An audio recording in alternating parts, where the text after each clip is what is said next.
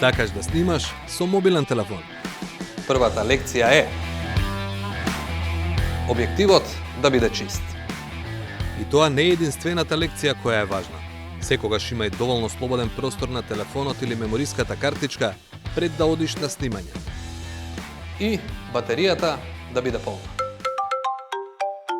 Запомни, ако ти задзвони телефонот додека снимаш видео, снимањето или веднаш ќе се прекине, или ќе се прекине ако одговориш на повикот.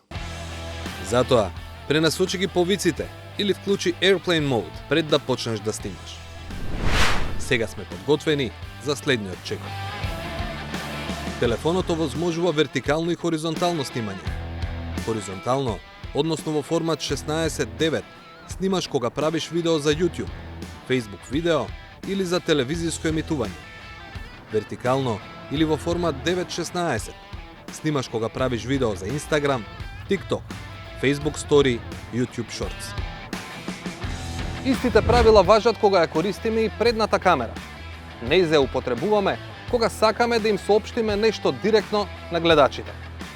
Внимавај сепак кога зборуваш во предната камера секогаш да гледаш во објективот, затоа што ако си го гледаш одразот на лицето во екранот од телефонот, го губиш контактот со очи со гледачите. Кога снимаш со твојот мобилен телефон, секогаш вклучи ги линиите кои го делат кадарот на третини.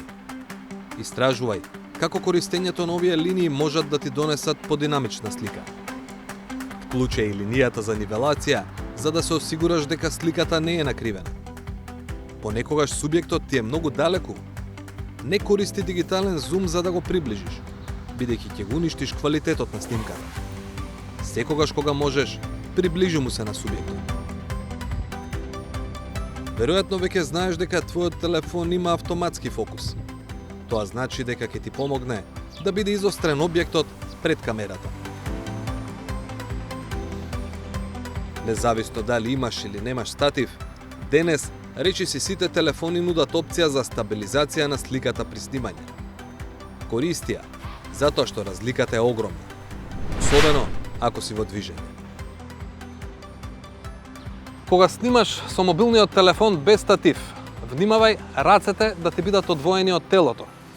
Затоа што, ако ти се залепени, тогаш дишењето може да влие на стабилноста на сликата. Има и други начини како можеш да го држиш твојот мобилен телефон. Еве еден од нив. Може би ја споменуваме при крај, но таа е најважна. Светлината. Без неа нема снимка. На телефонот имаш мало светло, но не се потпирај на него. Почесто ќе ти ја уништи снимката, отколку што ќе ти ја подобри. Речиси секогаш ќе имаш лоши резултати кога изворот на светлина е зад субјектот и кога субјектот е под сенка, а во кадарот доминира силно сонце или обратно. Сликата ја доловуваш со камерата, а звукот со микрофонот. Но телефонот најдобро ги доловува звуците кои што се најблиску до него. Ако субјектот се оддалечи од телефонот или пак има други силни околни звуци, тогаш тонот е неупотребен. Како ефтина замена за микрофонот на современите телефони можат да послушат Bluetooth слушалки со микрофон.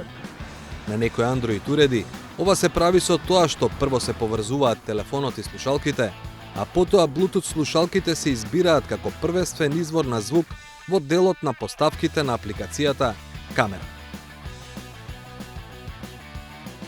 И така, твоите Bluetooth слушалки стануваат микрофон. Микрофон можат да станат и обични жишани слушалки. Само треба да ги поврзате со вашиот уред. На некои телефонски уреди сепак, апликацијата за камера нема да ти дозволи да ги избереш Bluetooth слушалките како извор за звук. Ке ти треба нова апликација. На интернет ги имаш многу бесплатни, заедно со уште бесплатни совети.